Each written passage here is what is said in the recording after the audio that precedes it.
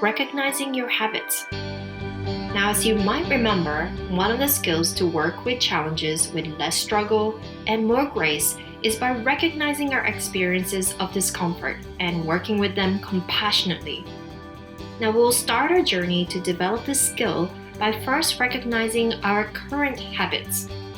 Now, why do you think this is important? Well, there are two reasons. First, in order to create any change within us, we need to understand how we currently work with discomfort and what's working and what's not working so well. This is so we can figure out where we wish to put more effort in to develop this skill. Now, second, as part of developing the skill to recognizing our experiences of discomfort and working with them compassionately, we want to develop our skill to pause and notice. Now, this awareness is key to recognizing our experiences of discomfort. Recognizing our habits allows us to develop this awareness.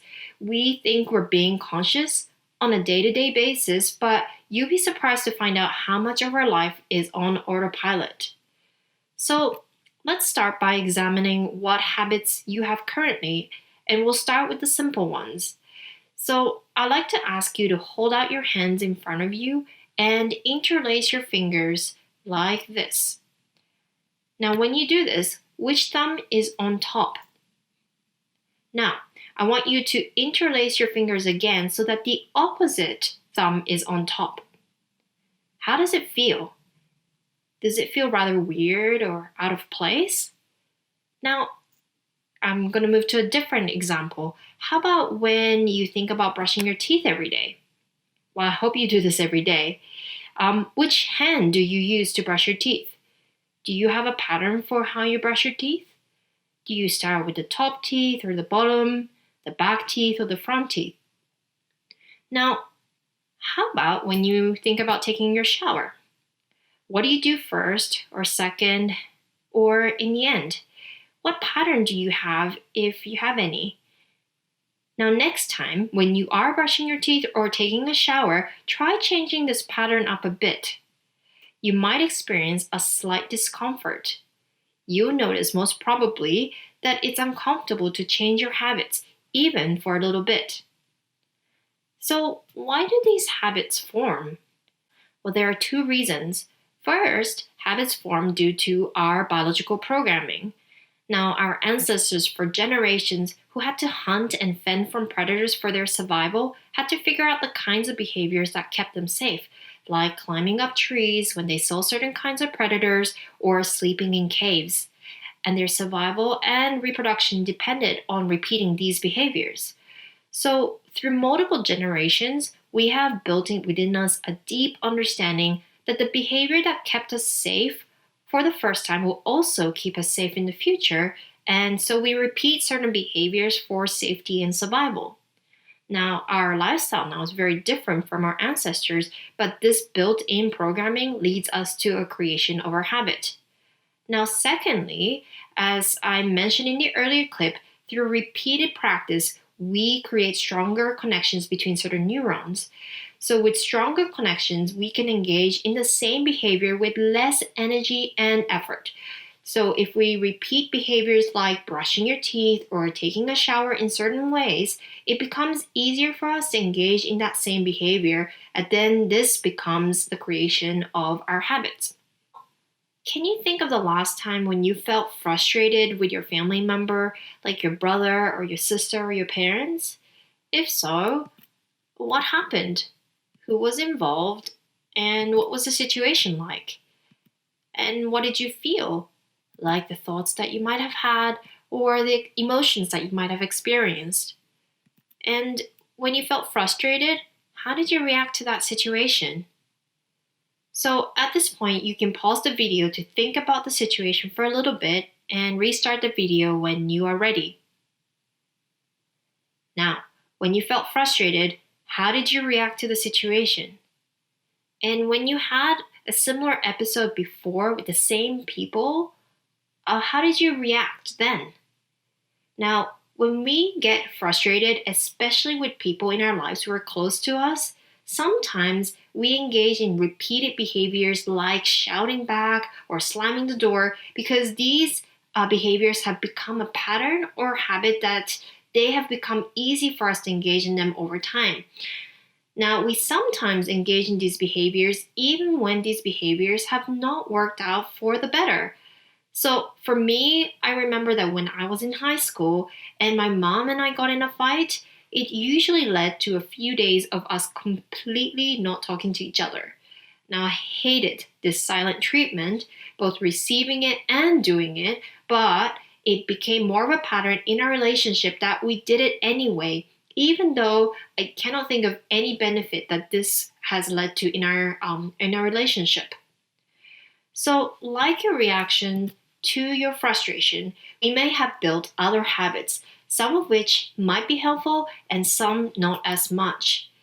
Do you check your phone each time your phone beeps or vibrates, even when you're on the move or even when your friend is talking to you? Or how about when you're sitting together with your family for dinner? Sometimes I see a scene like this at the restaurant and no one is engaging in a conversation with each other. For some families, this behavior has become a habit. They sit down and they check their phone. Or how about each time a teacher asks you a question in class, do you raise your hand? Or for some of you, the automatic reaction is to not raise your hand and hide behind your book, right?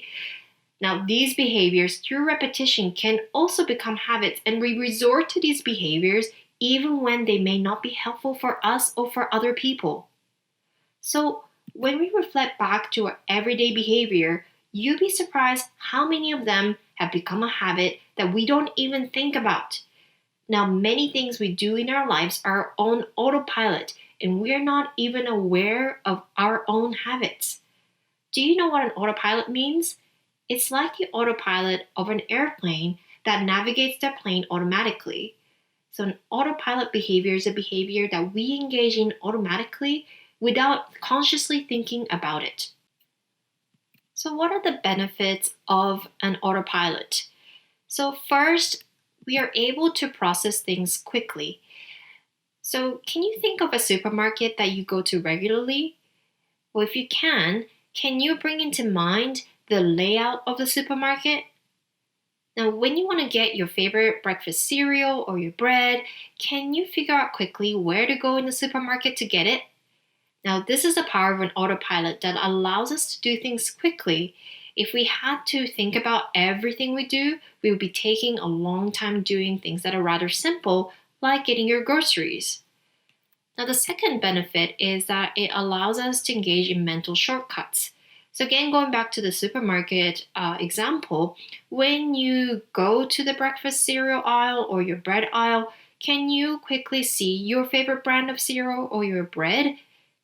Now, again, being on autopilot allows us to make decisions quickly without having to go through all of the options. Now, the third benefit is that you're able to multitask. Again, going back to the supermarket example, it's likely that you can find the things you want while walking, while pushing a cart, while having a chat with your family or your friend. Many of these behaviors, like walking or pushing a cart or the act of talking, are automatic actions that require very little attention, so you're able to multitask. So, what are the disadvantages of an autopilot? Well, first, it's often difficult to change. And this is because our synapses for these behaviors have been forged very strongly. Now, the second disadvantage is that it's unconscious, so sometimes our actions are not purposeful or intentional.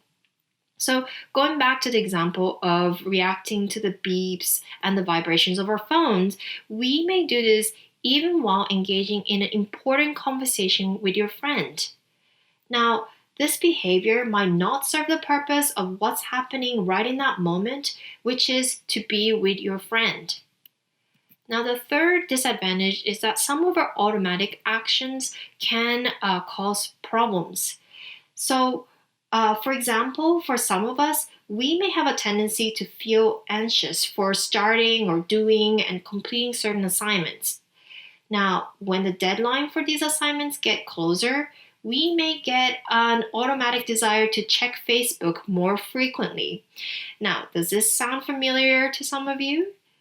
So, this acts as a distraction from the anxiety, but it's problematic in actually completing the assignments, right?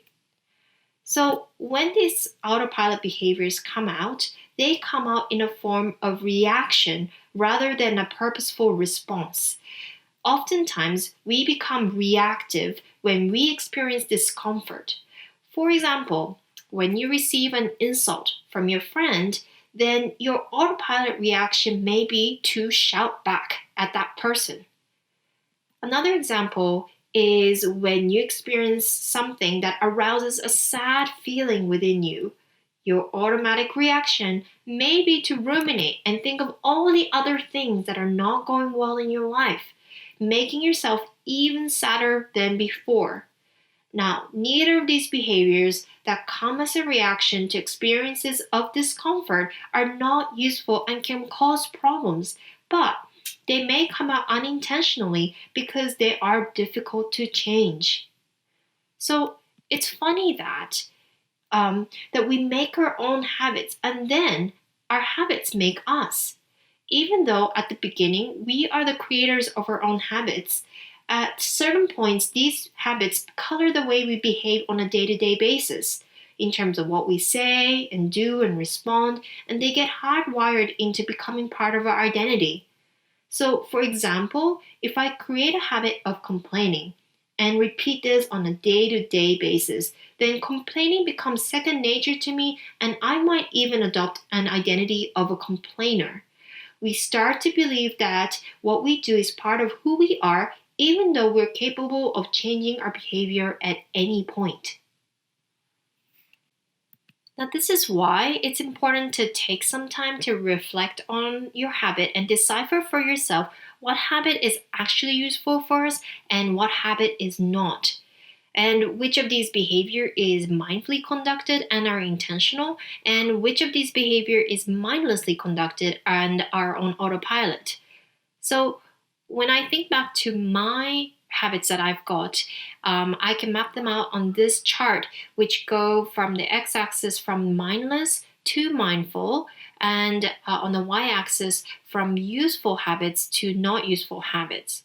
So starting with the left top quadrant, which are habits that are on autopilot but are useful for me, are things like brushing my teeth or eating at regular times. Both of these habits actually help keep my health.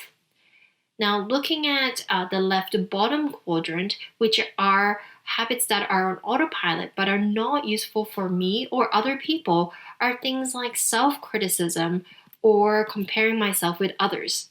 So, when I make a mistake or when I have a failure moment, oftentimes I tend to beat myself up for it and I criticize myself, and oftentimes I compare myself with other people who seem to be more successful than me.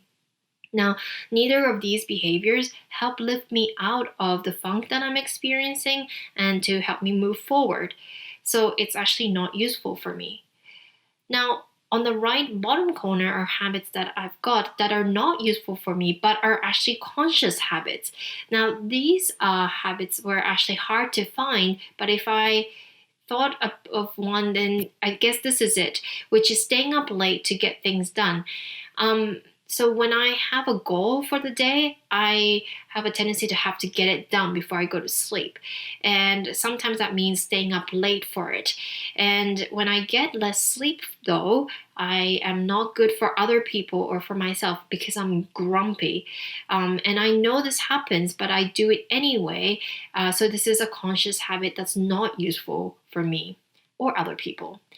Now, there are, though, some habits that I have built which are conscious, mindful habits that are useful for me and other people. And that includes yoga practice that I do on a regular basis, and it lifts me up physically and mentally, and I'm more balanced. And I also have a practice of gratitude with my family that I've built, which is to share a few things that we're grateful for each day before we go to bed.